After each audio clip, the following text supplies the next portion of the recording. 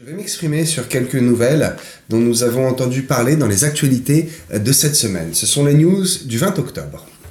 5 sujets aujourd'hui. La minute de silence, semaine passée, lundi dernier, en l'honneur de Samuel Paty et de Dominique Bernard, deux professeurs morts. Je vais expliquer comment, pourquoi et quelle est cette expression de mort. Ils ne sont pas simplement morts. 50 millions en moins pour la Normandie, et bien forcément, les coupes budgétaires, nous allons déjà le payer dès le 1er janvier. Très rapidement, les Français moyens et les Normands en particulier vont sentir la pilule passer. Inondation à un niveau encore jamais atteint, du jamais vu. Tous les ans, nous entendons malheureusement ces tristes nouvelles d'inondation, mais cette année en France, c'est dramatique. Je vais faire un point là-dessus. Mort du chef du Hamas. Une question. Est-ce vraiment la fin de la guerre? Est-ce le début de la fin? Nous verrons cela. Et le dernier sujet, ce n'est pas une blague belge. On pourrait le croire. 500 Belges, exactement 520 Belges veulent se faire débaptiser. Quelle drôle d'expression. Revenons sur le premier sujet. Le 14 octobre de cette année, semaine dernière, lundi donc, la minute de silence proposée par l'Éducation nationale, et je dis bien proposée et non pas imposée, pour deux raisons. Elle n'en a pas le pouvoir, quoique, mais c'est surtout que certains établissements n'étaient pas prêts à mettre ça en place, et certains établissements, tout simplement, ne l'ont pas observé. Certains établissements ayant une majorité d'élèves issus de l'immigration. Alors, c'est un bien grand mot, parce que leurs parents sont immigrés. Non, leurs grands-parents étaient immigrés. Non, leurs arrière-grands-parents étaient immigrés. Et cette population-là qui augmente dans les collèges, et les lycées et les écoles primaires de France, eh bien, ne s'estiment pas étant français. Ils sont d'origine d'Afrique du Nord, nous connaissons les pays, mais ça leur pose problème que sur leur carte d'identité, ce soit écrit français, et donc ils ne veulent pas s'identifier, pose des problèmes, et à cause de cela, l'Éducation nationale n'a pas demandé à tous les établissements, n'a pas conseillé à tous les établissements d'établir et de faire cette minute de silence en l'honneur de ces deux hommes qui sont non pas morts, mais qui ont été bien tués, non pas tués, qui ont bien été assassinés par un groupement terroriste de l'extrémiste islamique. Voilà, n'ayons pas peur des mots. Eux nous identifient comme étant l'ennemi. Et nous avons, nous, peur de dire, mais on a un ennemi. Non, nous n'avons pas d'ennemi. Si, bien sûr que si, nous avons un ennemi. Ceux qui viennent tuer nos enfants, violer nos jeunes femmes et assassiner nos professeurs sous nos yeux. Nous connaissons ce chant de la République, hein, la Marseillaise. Je ne vais pas faire d'approfondissement dessus. Le problème, c'est que ces professeurs qui désirent que l'État les protège eux-mêmes défendent le mouvement qui les terrorise et le mouvement qui les empêche d'exercer correctement leur profession. Récemment encore, cette professeure qui a reçu une claque de cet enfant, de cet élève, de cette gamine qui refusait d'enlever son voile à l'intérieur de l'établissement. Voilà, nous en sommes, et ces professeurs qui se font frapper, insulter, assassiner, malheureusement, sont encore dans un état d'esprit très bizarre qui les pousse à défendre ce mouvement gauchiste de NUPES, de LFI, de tous ces trucs bizarres que nous avons à gauche, et qui, eux, prônent bien encore plus de diversité, encore plus d'immigration et encore plus d'islam dans nos établissements. Le pays marche complètement sur la tête, et je vous donne une anecdote personnelle, là où j'ai vu que c'était vraiment très grave et très dangereux, c'est que même dans les établissements privés catholiques, certains professeurs ont demandé à se taire, écoutez bien le terme, taisez-vous pendant 1 minute. Alors les élèves se sont tus, et puis bon, comme le professeur avait une tête un peu rigolote, il y a quelques rires, non, rigolez pas, non, taisez-vous. Et j'en parle à une jeune élève, et je lui dis, mais donc la minute de silence, tout ça, vous avez fait? Et elle me dit, ah, donc ça devait être ça, ce qu'on a fait lundi, le prof qui nous dit, faut se taire pendant 1 minute. Et je lui dis, mais jeune fille, sais-tu de quoi il s'agit? Non. Et je lui dis, mais c'est en mémoire des professeurs assassinés. Ah, c'était ça! Et je lui dis, mais les noms ont-ils été mentionnés? Ah non, on ne sait même pas qui c'était, et on ne sait même pas en fait pourquoi, comment. Donc ce professeur, comme j'imagine tout un tas d'autres, l'établissement privé lui a demandé de faire respecter la minute de silence en l'honneur de Samuel Paty, sauvagement assassiné, et Dominique Bernard assassiné parce qu'il voulait défendre ses élèves, souvenez-vous. Eh bien, ce professeur a tout simplement tourné en sa faveur ce que le chef d'établissement a demandé de faire, et d'honorer la mémoire de ces hommes, et d'honorer le nom de la France. Eh bien, il a juste dit taisez-vous pendant 1 minute. Les élèves ne se sont même pas levés, il n'y a eu aucune explication sur cette minute imposée de silence. Voilà, mes amis, où nous en sommes, et où l'état moral de la France en est. Je tire la sonnette d'alarme. 50 millions de budget en moins pour la Normandie. Je l'ai annoncé dans les news de la semaine dernière, les news du 13 octobre 2024. Ce sont 40 milliards qui doivent être économisés et 20 milliards qui doivent être gagnés. Regardez les news de la semaine dernière, je détaille tout cela, je ne vais pas revenir dessus. Donc nous avons une conséquence immédiate dans ce département dans lequel j'habite, de Normandie, cette région, de Normandie, qui a une coupe budgétaire, finalement c'est pas énorme, 50 millions sur 40 milliards, mais c'est quand même important, voilà, 50 millions en moins. Donc la Normandie, les responsables ont décidé d'aller chercher cet argent ailleurs, à peu près 34 à 40 millions, bon, je fais des petits calculs rapides, c'est bien au-delà, ils vont même être bénéficiaires. Donc ils ont décidé d'augmenter encore la carte grise. Et ici, il s'agit d'un impôt masqué qui touche absolument toutes les couches de la population, du moins riche au plus riche, du plus pauvre à celui qui est encore plus pauvre. Parce que la carte grise a un coût très très cher en Normandie. Elle est devenue la plus chère de France. Tudum, jackpot, super, merci. Les Normands, nous avons cette médaille, nous avons remporté la médaille de la carte grise, la plus chère de France, du cheval fiscal vendu le plus cher en France. Le détail, l'année dernière, elle est passée de 35 € par cheval fiscal, ce qui était déjà très cher, à 46 €. Et tenez-vous bien, roulement de tambour, cette année, elle a encore pris 30% d'augmentation. Elle va passer de 46 € à 60 €. Une voiture de 10 chevaux, donc c'est une voiture qui fonctionne bien, c'est bien, 10 chevaux c'est bien, mais bon, c'est pas non plus une voiture de sport, c'est la carte grise à 600 €. Voilà le budget.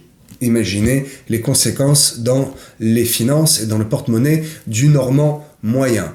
Si on fait un dézoom et un retour en arrière, on prend la calculatrice, et là c'est honteux, sur 2 ans, la Normandie a augmenté le prix du cheval fiscal, tenez-vous bien, de 72%. Bienvenue en France, bienvenue en Normandie. Vous avez entendu cette semaine ou la semaine dernière que le gouvernement, l'Élysée, avait fait une croix sur l'augmentation de son budget parce qu'elle estimait que c'était pas normal. Tous les journalistes ont loué cette action, les Français ont applaudi et les députés s'en sont réjouis à gorge chaude, ils se sont félicités. Mais ouvrez les yeux, mes amis, ouvrez les yeux. Tout le monde paye. Tout le monde paye. Et l'Élysée devait augmenter son budget. Et on crie Alléluia, merci, parce que finalement, vous ne l'augmentez pas. Mais je crie honte à vous, messieurs les ministres et les sénateurs. Honte à vous, vous auriez dû vous aussi diminuer le budget et vous aussi mettre un peu la main à la poche. Souvenez-vous de ce que je dis dans les news de la semaine dernière, du 13 octobre. J'explique que cette augmentation, c'est 60 milliards gagnés par an. Eh bien, à ce rythme-là, il va falloir 53 ans de ce régime fiscal pour enfin éponger les 3200 et quelques milliards de dettes que doit la France. À qui elle le doit, c'est une autre question. Sujet suivant. Les inondations. À mon époque, je crois en 1988, je ne sais plus exactement, j'étais jeune, nous avons tous entendu parler, pour ceux de ma génération, de cette catastrophe de Vaison-la-Romaine, avec cette image, la seule image qui nous reste en tête, de cette crue extraordinaire, ce pont, cette eau qui passe, même par-dessus le pont, alors le pont tient à peu près le coup, et puis cette maison, cette immeuble, je crois, qui s'écroule complètement dans le ruisseau et rien ne reste. Eh bien aujourd'hui, cela est de l'histoire ancienne et aujourd'hui nous avons passé encore un cap dans les inondations et dans les catastrophes dites naturelles. J'ai un gros doute que ces catastrophes soient naturelles et je m'appuie sur la déclaration de la ministre de la Transition à l'écologie, quelle belle appellation, qui prévient, et je cite, comme si c'était déjà prévu, cette femme dit « Ces épisodes vont se répéter ». Ce n'est pas peut-être, ce n'est pas certainement, ça va se répéter, on va l'éviter. Non, c'est une affirmation, c'est presque une prophétie. Ces épisodes vont se répéter, comme si c'était déjà prévu à l'avance et comme si elle le savait déjà. Clin d'œil à ceux qui captent ce que j'essaie de dire au travers des mots que je ne peux pas exprimer sur les réseaux publics. La moitié de la France est touchée. Nous avons des témoignages de personnes qui déclarent que, je cite, « de mémoire d'homme, nous n'avons jamais vu ça ». Je pense à cet homme qui a construit sa maison dans les années 1980 et qui a pensé être très malin, qui était très malin à l'époque et qui a dit « J'ai construit les fondations 40 cm au-dessus de la crue centenale ». Donc ça veut dire que depuis 100 ans, une fois en 100 ans, l'eau est montée à un certain niveau. Et cet homme, bien avisé, s'est dit « Je vais encore monter de 40 cm, 2 rangs d'agglos, c'est énorme ». Eh bien, ça ne l'a pas empêché d'avoir sa maison complètement dévastée et complètement inondée. Nous n'avons jamais vu ça de mémoire d'homme. En Ardèche, en 48 heures, il a plu l'équivalent de 600 mm. Je fais rapidement la conversion pour vous, 60 cm. Je ne sais pas si vous imaginez ce que représente 60 cm d'eau en 48 heures, sur toute la commune, sur tout le département, sur toute la région. Cela veut dire que c'est une moyenne. Imaginez dans certaines communes que peut-être ce chiffre, on peut le multiplier par 1,5. Il a plu à peu près dans certaines communes 1 mètre d'eau. Bon, vous ne voyez pas là où je suis installé, c'est pas normal. On le sait, mais ça va au-delà du pas normal. Il y a quelque chose qui s'est produit qui n'est pas naturel. On dit surnaturel. Non, ça va encore au-delà. Des autoroutes fermées, des magasins dévastés, endommagés, des maisons ravagées. Combien de voitures ont-elles été inondées, vont finir à la casse? Les journalistes parlent de dégâts considérables qui ne se sont encore jamais vus. Une question vient à mon esprit, qui va payer? Il est certain, mes chers amis, mes compatriotes, comme diraient d'autres, que les primes d'assurance de 2025 vont très certainement bondir en flèche afin de payer ce que nous avons vu cette année et également de prévoir les années suivantes ce qu'il va se passer. Sujet suivant. Mort du chef du Hamas. Monsieur Yahya Sinwar. Visiblement, ce nom faisait trembler beaucoup d'Hébreux et représentait une très grande menace. Comme tous les courageux de ces grands systèmes terroristes, cet homme se terrait, comme certains animaux vivent sous terre, n'est-ce pas, depuis des années, par peur, et oui, par crainte que Tsahal le retrouve. Eh bien, c'est ce qui s'est passé, Tsahal l'a retrouvé, et il a été exécuté. Non pas assassiné, mais il a été exécuté, et quelques journalistes utilisent le terme de « supprimer ». Comme on supprime une arme dangereuse, on l'enlève de la circulation. Cet homme a donc été supprimé puisqu'il est le responsable, l'organisateur, certains diraient, mais c'est trop d'honneur pour lui, diraient le chef d'orchestre des attentats de massacre qui a eu lieu il y a plus d'1 an, n'est-ce pas, le 7 octobre en Israël. Est-ce vraiment la fin de la guerre? Est-ce vraiment le début de la fin? Ce n'est pas sûr. Parce que le Hamas, tout comme le Hezbollah, tout comme l'Iran et ses habitants, tout comme Gaza, tous s'accordent sur un point. Ils s'accordent à dire qu'ils désirent et ils veulent absolument exterminer tous les Juifs. L'intifada, ce n'est plus un secret, mettre les Juifs à la mer. Ça va encore au-delà. Ils ne veulent plus supporter l'existence d'un seul Juif sur terre. C'est ce que l'on appelle un génocide. Il est certain que donc ces fanatiques vont continuer d'harceler Israël et encore une fois de se faire passer pour les victimes. Et il est encore plus certain que Israël ne se laissera pas faire. Et tant que ce pays se fera harceler, il se défendra avec les moyens qu'il a et l'intelligence que Dieu a donné à son armée, puisque c'est bien Dieu qui donne l'intelligence. C'est une intelligence surnaturelle. Ils ont une technologie que même les Américains n'ont pas encore réussi à mettre au point. Et je vous parle de technologies qui sont connues, comme le dôme de fer, comme le laser. Imaginez les technologies qu'ils ont en secret et qui ne sont pas encore connues. Un fait qui est inquiétant ou qui pousse à penser que la guerre est loin d'être finie, c'est que cette semaine, les USA ont bombardé les rebelles Houthis, donc au Yémen, avec des avions de chasse militaires, des bombardiers plutôt, pas des avions de chasse, des bombardiers, intitulés B-2. Donc c'est des bombardiers qui ont l'air très futuristes, mais qui datent depuis déjà quelques décennies. Ce sont ces fameux gros avions, vous savez, en forme de triangle. Et c'est des avions énormes, à tel point qu'ils sont capables de transporter 2 bombes. Je ne vais pas rentrer dans les détails, dans le nom, etc., mais 2 bombes de 12 tonnes et demie chacune. Ce sont des avions qui sont capables d'embarquer 25 tonnes de munitions. Donc, ils ont bombardé certaines positions stratégiques des Houthis, des rebelles Houthis au Yémen, parce que depuis plusieurs mois, et vous le savez, je m'étais déjà exprimé dessus, ils attaquent, ils pillent, ils tuent certains aussi, pilotes, donc des grands navires qui passent dans la mer Rouge, ce sont des navires commerciaux. Et forcément, ils s'emparent de la marchandise et ils le revendent. Il est plus facile de trafiquer que de travailler, n'est-ce pas? Sous couvert de soutien à Gaza. Donc les États-Unis, prennent part, parce que là, il s'agit de commerce international et de denrées internationales qui transitent par la mer Rouge et qui se font capturer, menacer par ces rebelles du Yémen qui se disent être en soutien avec Gaza. Sujet suivant.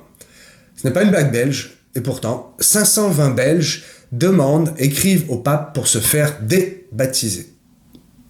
Comme si c'était possible. Donc on va les remettre dans le bassin et hop, on va les sortir en disant « Tu es débaptisé, tu n'es plus enfant de Dieu ». Ce n'est pas possible. Et il n'y a que dans cette religion-là que nous voyons ce genre de choses bizarres. Pourquoi ? Parce que le pape, chef de l'Église, parce que chez eux ce n'est pas Jésus ni Dieu le chef de l'Église, c'est un homme, le pape François a déclaré 2 choses lors de sa visite en Belgique. Il a déclaré que, je cite, « La loi sur l'avortement est meurtrière ». Et la loi, il désigne la prochaine loi. C'est-à-dire qu'actuellement, les autorités autorisent l'avortement légal jusqu'à 12 semaines, voire 14 semaines. Il est question de pousser cela jusqu'à 18 semaines.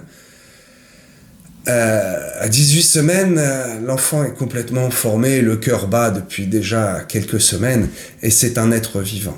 Il a osé déclarer que c'était un meurtre. Eh bien, je suis désolé, mais peut-être pour une fois je vais être d'accord avec le pape, mais lorsque on tue un être qui a un cœur, qui a des membres qui sont formés, qui a le cerveau qui est formé, ça s'appelle un être vivant, et lorsqu'on tue un être vivant, je suis désolé ceux qui sont pour l'avortement, mais cela s'appelle un meurtre. Vous ouvrez le dictionnaire, c'est écrit, ce n'est pas moi qui le décide. Première déclaration qui a choqué quelques bien-pensants, et deuxième déclaration, il a pris position, assez étonnant de la part du pape d'ailleurs, il a dit que, entre autres, je ne sors pas du contexte, mais je prends la phrase la plus importante du contexte, il a dit que une femme reste une femme. C'est moche quand la femme veut faire l'homme. Et que, en fait, la femme est définie non pas par des attributs mentaux, mais par des attributs de la chair.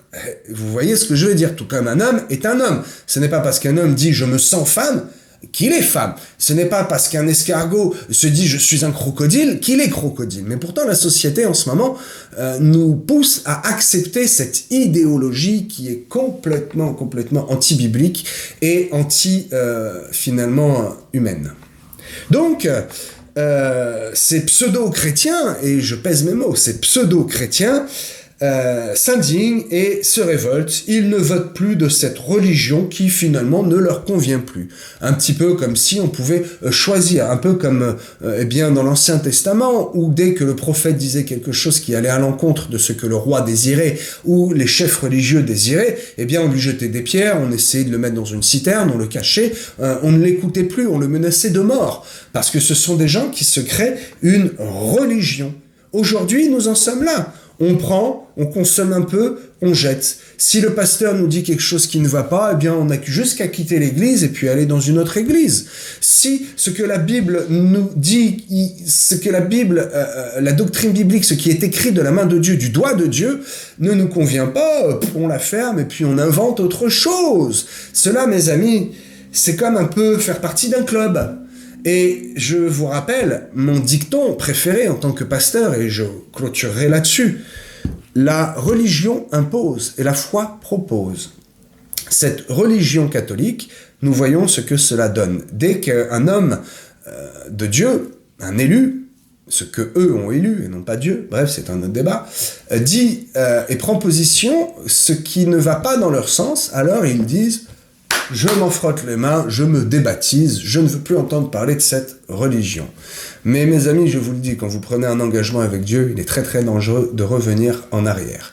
Et nous sommes des hommes, des femmes, des êtres de foi, et non pas des religieux. Parce que la religieux impose, la foi propose. Alléluia. Je vous donne rendez-vous la semaine prochaine sur cette même chaîne YouTube pour les prochaines informations, les prochaines news. Soyez en paix, dormez tranquille, priez, convertissez-vous. Je vous parlerai la semaine prochaine très certainement d'Halloween. Ne faites aucun compromis. Ne laissez rien pénétrer chez vous qui concerne Halloween. Comme dirait l'apôtre Mandini, ne laissez même pas entrer une citrouille. Aucun symbole. Cette année, c'est très très particulier. Comme les intempéries se sont déchaînées comme jamais, cette année, je vous le dis, les autorités sataniques, pendant le temps d'Halloween, vont se déchaîner comme jamais. Souvenez-vous de ce que je vous dis, nous en reparlerons. À très bientôt sur cette même chaîne.